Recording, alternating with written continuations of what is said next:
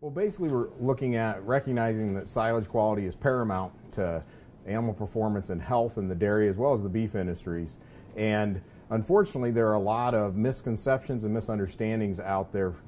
with regard to what really determines how much quality there is in our silages. And there's a great opportunity for us to really refine our management and identify the factors that may be simply distractions and taking a lot of our effort and our resources that really don't have a lot of impact on the end result, and then in turn focus on the things that can matter. The number one thing we need to have a greater appreciation of is most of the factors involving silage quality that have the biggest influence on animal performance are things that are largely out of our control, and it's a growing environment. Predominantly rainfall relative to drought stress, as well as other things with regard to where that crop was grown in the field. Instead, we can take our energies and focus on the management things that do make a difference more so, and those are things such as harvest timing, the way we put up and store our feeds, and all the other things that go around that, and as well as the feed out of that material that can really make a difference to the animals. We're generally doing pretty well in the timing of our silage harvests here in Michigan. There are oftentimes challenges that we face. Obviously weather plays into that, how fast or slow the corn, for instance, dries down in the field. But there is some more opportunity to really possibly refine our harvest timing to capture more energy value and overall nutrition value and performance potential out of our silages if we can narrow down that harvest window to better suit the parameters we're chasing. The big factors that there's a great opportunity to refine on many operations is looking at kernel processing in our corn silages and recognizing that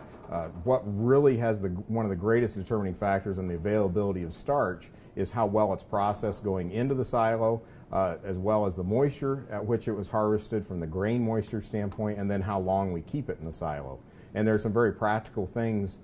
such as looking at the amount of kernel damage at the time of harvest that we can really utilize to better manage that silage, the silage that we're going to be using for an entire year, and gives us an opportunity to improve upon it. One of the practices that was developed at DuPont Pioneer was the utilization of a 32-ounce or 1-liter cup, and basically taking that volume of corn silage and sifting through it and identifying any kernels that are half their original size or greater and then counting them. And for optimal kernel processing, we want to identify less than 4 kernels half their original size or greater in that cup. And that is a very easy, on-site practical tool that we can use to measure our kernel processing. Well, when we're looking at putting up our silage and trying to preserve it the best we can, preserve the quality that is coming out of the field, one of the biggest factors is how well we're able to exclude oxygen from that storage at the time of harvest. And one of the big factors is the packing density and the amount of weight of tractor relative to the rate it's coming to the pile. Ideally, you have 800 to 1,000 pounds of packing equipment on that pile operating continuously for every 1 ton that's delivered per hour. In conjunction with that, we need to recognize, we have to keep our slopes within manageable limits to maximize the effectiveness of the packing to avoid oxygen penetrating the pile later on in storage as we want to preserve it.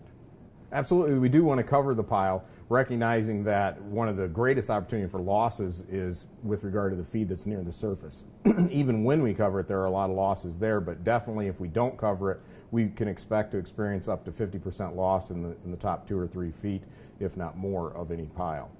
With regard to feed out,